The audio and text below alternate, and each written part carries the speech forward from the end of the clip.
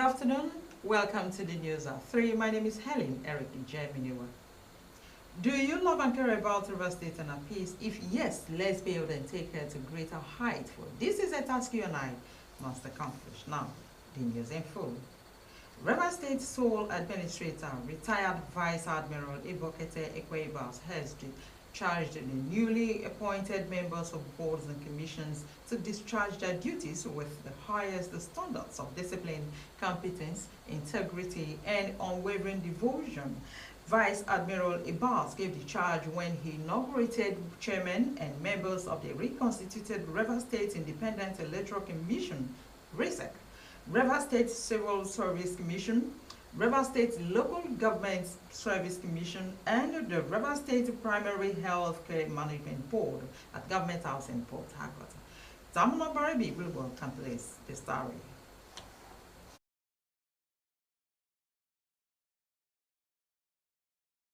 To the chairman and members of RSEC, Vice Admiral Abbas said the appointment demonstrates the commitment of his administration to restoring democratic institutions and good governance.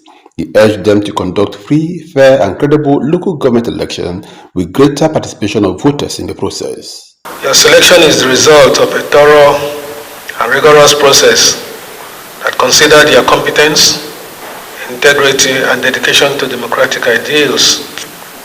You have been entrusted with a sacred duty to uphold the will of the people and to midwife and safeguard the democratic process in River State.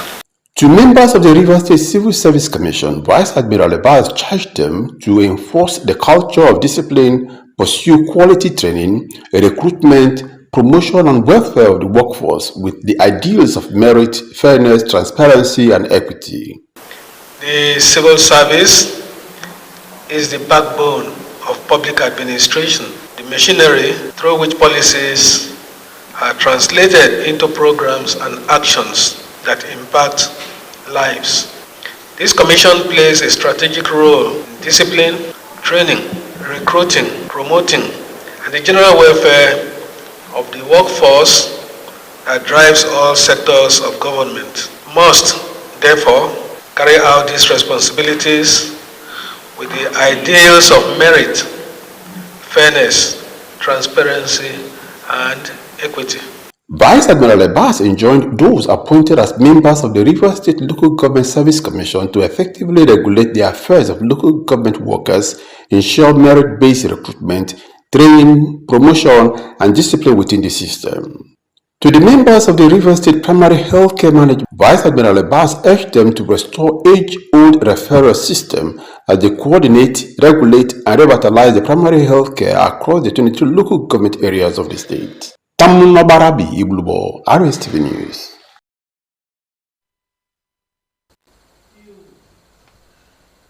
The River State Sole Administrator, Vice Admiral Ibokete Ekweibas, retired, has expressed disappointment over the slow pace of work on the River State House of Assembly Complex project. Vice Admiral Ibas, retired, expressed his displeasure during an inspection of the project site along Moscow Road in Port Harcourt. And Tamuna Barabi Iblubo again reports. This was the third time that the administrator of River State will be visiting the site to ensure early completion of the project. Vice Admiral Abbas described the current level of work as grossly abysmal, stating that the progress made so far falls significantly short of expectations and agreed timelines. He directed the contractor to immediately intensify efforts to accelerate completion in line with the terms mutually agreed upon. The performance level, rightly, I think the contractors need to do more. From the reports rendered by the consultants, they are not moving fast enough, and that's not good enough. We'll carry out appropriate, I'll issue the appropriate instructions so that we can see that this project is completed in time. From what I've seen on ground and from what you can also bear with me, it is short of what we expect. The administrator also visited some sporting facilities like the Yakubu Gowon Stadium in Elekaya community and the Alfred Dutchess Sports Complex along Moscow Road in Port Harcourt. Vice Admiral Abbas reflected on the recent impressive performances of the Rivers youth at both national and international sporting events, noting that they have constantly made the state proud. The administrator of Rivers State stressed the importance of supporting these young talents by making sports more appealing and accessible, primarily through the provision of modern and well-maintained sporting infrastructure to aid their training and development. Our youths have done exceedingly well in the various international sporting events and national as well that they have competed in. And I think for us to encourage them, we need to provide appropriate sporting facilities for them. I just went to check and see the state of these facilities. We have our state team that is taking part in continental tournaments. Sadly, we will have to be traveling out of the state to go and have our encounters. I'm sure if we can do something to ensure that we benefit locally, that's precisely why we are out here to see what we have. Rstv News.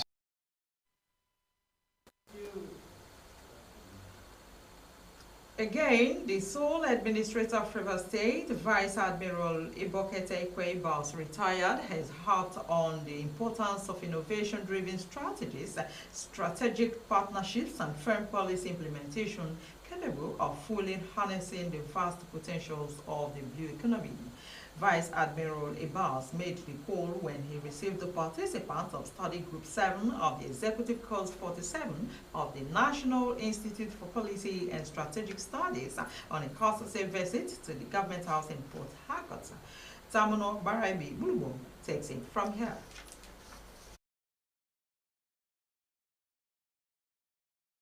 The members of this study group 7 of the Executive Course 47 of the National Institute of Policy and Strategic Studies (NIPS) are a fraction of a larger group studying how to formulate policies that will facilitate harnessing the potentials of the blue economy. Vice Admiral Ibas said the blue economy with the trappings of maritime resources can easily diversify Nigeria's economy beyond oil, create jobs, boost food security, enhance climate resilience, and generate sustainable revenue streams. He called for coordinated efforts and innovative solutions that will serve as catalysts for inclusive growth, economic stability, and long-term environmental sustainability.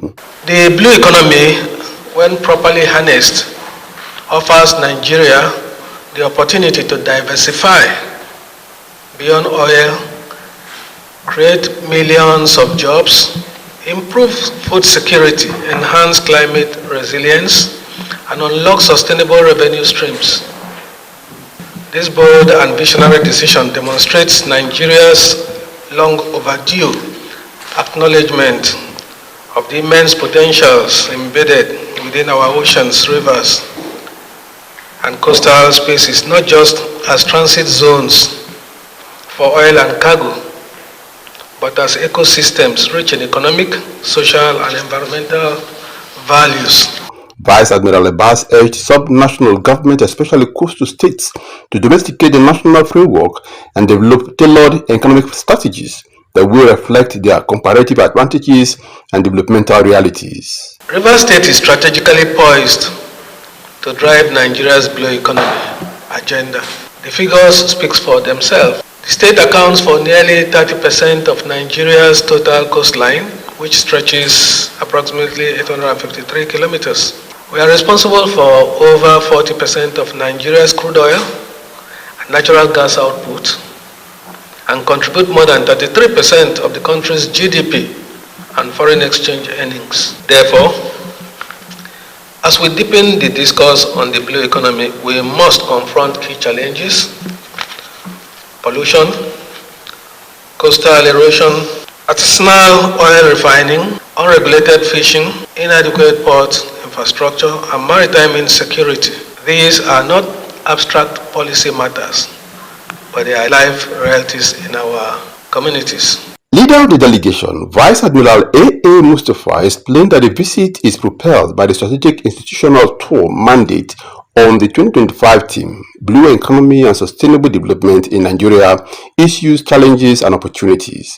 He said they will be engaging with stakeholders to deepen understanding of policies, efforts, and institutional roles in advancing sustainable development through the blue economy. Tamuno Barabi Ibulubo, Rstv News. Moving on, President Bola Tinubu has directed all federal agencies to ensure full compliance with Nigeria's international obligations. President Tinubu also charged the concerned agencies and parastatals to strengthen intergovernmental cooperation in authenticating the identities of individuals seeking consular services abroad. Presidential spokesperson Bayo Nanuga, who disclosed this in a statement, stressed that the federal government also reiterated its unwavering commitment to maintaining and strengthening the long-standing and cordial diplomatic relations with the governments of the United States of America and the United Arab Emirates. Onanuga stated that the president also assures all Nigerians that his administration will continue to pursue the best possible outcomes for citizens abroad, ensuring that Nigerians can travel, work, and live with dignity and respect in any part of the world, in line with the Tinubu administration's 4D foreign policy agenda and its diaspora plank. He reaffirmed the federal government's commitment to deepening Nigeria's value bilateral relations with the governments of the United States and the United Arab Emirates. The Vice President, Kashim Shettima, has departed for Daura, Katsina State to attend prayers marking the third day since the passing of former President Muhammadu Buhari, who was laid to rest in his hometown. Acting on the directive of President Bola Ahmed Tinubu, Vice President Shettima is leading a high-level delegation of government officials and sympathizers to the former president's residence in Daura for the religious observance. Accompanying the Vice President or the Governor of Borno State, Professor Babangana Umar Zulum, and the Governor of Katsina State, Diko Umar Rada. Several ministers and dignitaries are also part of the entourage heading to Daura. The third day prayer session is scheduled to hold on Thursday at the late President Buhari's family compound and is expected to draw a large gathering of mourners, political associates, and members of the public. Moving on, the Senate President Godswill Akpabio has approached the Court of Appeal challenging the ruling of the Federal High Court Abuja, which directed the recall of Senator Natasha Akpoti-Uduaghan to the Senate following her suspension. In a notice of appeal, the Senate President is seeking to overturn the July 4 judgment delivered by Justice Binta Nyako. Akpabio's legal team is contesting the High Court's jurisdiction, insisting the matter concerns the internal affairs of the National Assembly and falls outside the judicial purview as provided under Section 251 of the 1999 Constitution. In the 11th ground appeal, the Senate President faulted the lower court for dismissing his preliminary objection and for issuing orders affecting parliamentary procedures protected by law. He argued that issues related to suspension, words spoken during plenary, and Senate resolutions are safeguarded under the Legislative House's Powers and Privileges Act and cannot be subjected to judicial interference.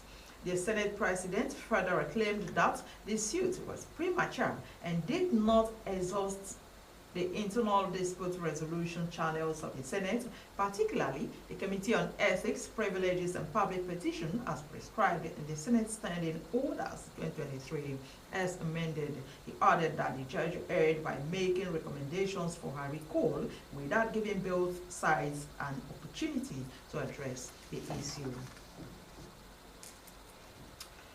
Similarly, the National Assembly has formally responded to a legal demand for the reinstatement of suspended Senator Natasha Akpoti-Uduaghan. A statement by the Director of Litigation and Counseling for Clerk to the National Assembly, Charles Yola, the federal legislature insisted that the July 4 judgment by the Federal High Court in Abuja did not contain a binding order mandating Akpoti-Uduaghan's recall. According to the statement, the court only issued an advisory urging the Senate to consider her resumption. In a letter addressed to Port Hilduan has lead counsel Michael Jonathan Numa. The federal legislature clarified its stance on the court's judgment in the matter. According to the legal department of the National Assembly, the court's position does not constitute an enforceable directive, but rather a recommendation that places the decision squarely on the Senate's discretionary powers. Do you love and care about Rstv and peace? If yes, let's build and take it to greater heights. For this is a task you and I must accomplish. Still on the news, at least 20 killed and crushed at U.S.-backed Gaza Humanitarian Foundation and aid site in Gaza. And U.S. President Donald Trump urges Attorney General to release any credible information on Epstein. Details when we return.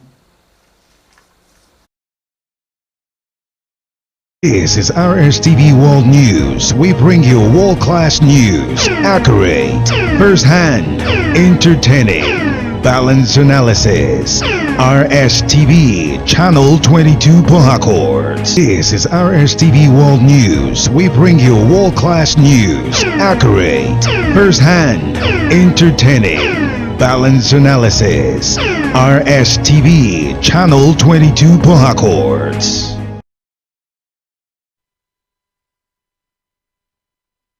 Welcome back. Minister of Women Affairs Hajia Iman Suleiman Ibrahim has expressed her excitement over women's potential to convert vehicles from petrol to compressed natural gas (CNG). She spoke during the graduation of 50 women from Lady Mechanic Initiative in Benin, Edo State capital. Suleiman Ibrahim described the occasion as a defining moment in Nigeria's clean energy transition and a bold step towards dismantling gender stereotypes in technical careers. The minister revealed that over 1,500 women had been trained as auto mechanics in Nigeria, many of them through programs pioneered by the Lady Mechanic Association, founded by Sandra Agwebo. She said that the initiative emerged from extensive consultations across the automotive sector and represents a deliberate effort to embed women at the center of Nigeria's industrial and energy revolution. And on security matters now, gunmen have attacked the Bindi Jebu of Tahoe's community in Riom local government area of Plateau State, killing no fewer than 27 farmers, including men and women in the community. Several others were also injured in the attack and were rushed to hospitals, including Jos University Teaching Hospital, Chuta, Plateau Hospital, and other health facilities in the state. The national president of Berom Youth Molders, Dalop Solomon, who confirmed the incident to newsmen in Jos, accused the Fulani militia group as responsible for the attack. Solomon said that the gunmen stormed the community, shooting indiscriminately and setting houses on fire. Spokespersons of Operation Safe Haven and the State Police Command, Major Samson Zokom and DSP Alabo Alfred, respectively, have not responded to calls and text messages sent to them at press time. The chairman of Riom local government area, State Battery Risatu Ushua, also confirmed the incident but could not give the number of casualties. The Nigerian Mainstream and Downstream Petroleum Regulatory Authority has moved to strengthen its regulatory functions, stressing that the industry requires a unified compliance culture rooted in robust and enabling legal framework, transparency, accountability, and shared responsibility. Speaking in Abuja at the opening of a two-day General Counsel and Legal Advisors Forum for Mainstream and Downstream Companies, the authority Chief Executive Farouk Ahmed noted that the role of legal practitioners remains critical across the mainstream and downstream energy business value chain. Ahmed stated that they help in the promotion of optimal regulatory compliance to all set rules and standards of operations in the sector's complex operational and volatile market environment, hence the need for the engagement. According to him, the forum is a flagship industry engagement initiative of the NMDPR designed to engage directly with chief legal officers, general counsel, and in-house legal teams of licensed operators. The authority chief executive explained that the forum will serve as a strategic platform for regulatory dialogue, policy clarification, and collaborative problem solving between the authority and the legal leadership responsible for ensuring compliance and guiding operational decisions within midstream and downstream petroleum businesses. Ahmed, who was represented by the Executive Director of Distribution Companies, System, Storage and Retailing Infrastructure, Ogbugo Ukoha, stated that the meeting reflected the authority's commitment to fostering a culture where compliance is driven not just by enforcement, but by shared values, open dialogue, and proactive alignment between regulatory expectations and operational realities. Now, on the foreign scene, at least 20 people have been killed in a crash at an aid distribution center in southern Gaza run by the U.S. and Israeli-backed Gaza Humanitarian Foundation. The organization and a local hospital say 19 were trampled to death and one was stabbed amid a chaotic and dangerous surge at a site in the Khan Yunis area. It added that it believed people armed and affiliated with Hamas fomented unrest. Gaza's Hamas-run government media office denied the claim and accused the GHF of trying to cover up crime. Nasser Hospital in Khan Yunis said it had received the bodies of 21 people who had died from suffocation as a result of tear gas inhalation and a crash at the aid site. It is the first time a Gaza Humanitarian Foundation has confirmed the death at one of its sites. Still on the foreign scene, U.S. President Donald Trump has said Attorney General Pam Bondi should release whatever she thinks is credible on late sex offender Jeffrey Epstein as he faces a rare backlash from supporters after seeking to draw a line under the case. Bondi has been lambasted by some of Trump's political base after her department recently said there was no evidence after Epstein kept a client list. When asked if the Attorney General had told Trump whether his name appeared in any of the records, he said, no. During his later comments, the president questioned the enduring fascination with the Epstein case, calling it sordid but boring. Now, on entertainment this afternoon, Nollywood actress and filmmaker Mary Remi Njoku has cried out over what she described as the alarming ineffectiveness of some drugs sold in Nigeria. She made the complaint in an Instagram post calling on the National Agency for Drug and Drug Administration and Control to urgently investigate the quality of medications in the country. Blossom Duka tells us this and more from the entertainment scene.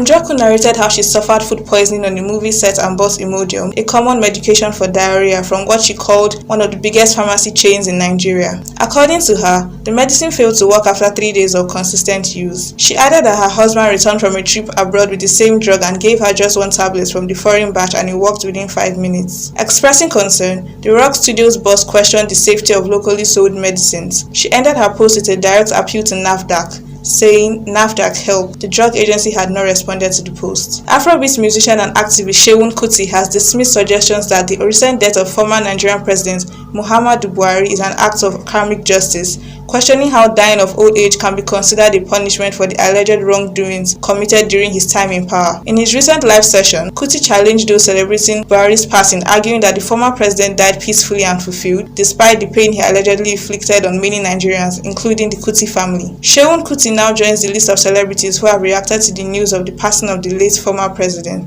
Dukoreal Blossom, Rstv Entertainment News.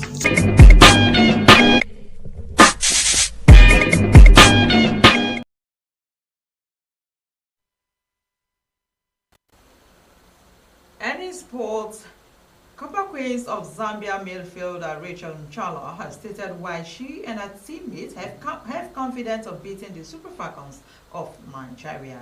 ODB Tarinabo tells us more.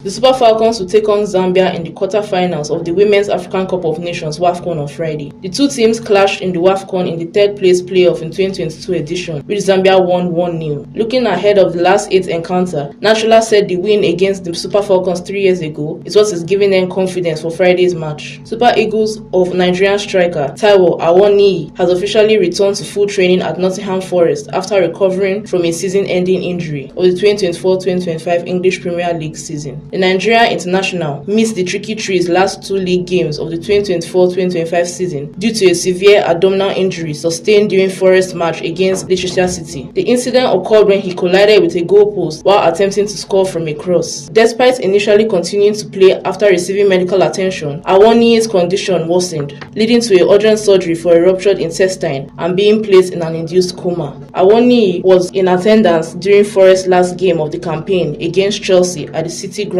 after leaving the hospital. The 27-year-old is expected to be eased back into action gradually by head coach Nuno Espirito Santo. Gianluigi Donnarumma has shared his thoughts after Paris Saint-Germain's 3-0 loss against Chelsea in the final of the FIFA Club World Cup on Sunday. Donnarumma was in goal as PSG fell to a 3-0 defeat to Chelsea, with goals coming from Cole Palmer, who bagged a brace, and new signing João Pedro. The Parisians were the favourites to add to their treble going into the final, but were second best against a spirited Chelsea side. ODB Tarinabo, Rstv Sports News.